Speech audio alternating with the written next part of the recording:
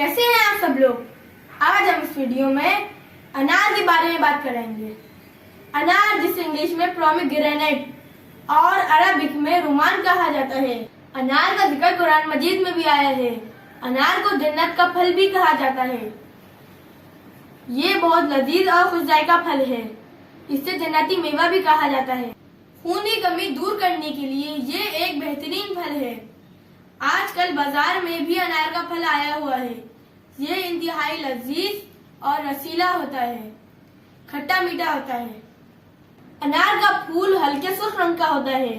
अनार के खट्टे मीठे दाने सुर्ख गुलाबी और सफेद रंग के होते हैं। अनार के सिर्फ दानों में ही नहीं बल्कि इसकी दरख्त में, इसकी जड़ों में, इसके छिलकों में, इसके पत्तों में, इसकी कली में और अनार के अंदर जो सफेद रंग का छिलका होता है, इसमें भी कुदरत ने इंसानों के लिए बेशुमार फायदों और बेशुमार बीमारियों का इलाज रखा है। अब मैं आपको अनार के कुछ अहम फायदे बताता हूँ।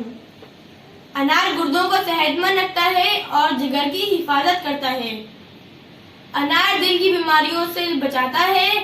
अनार बुढ़ापे को रोकता है। अनार के दानों को बीज समेत खाने से मैदा साफ रहता है।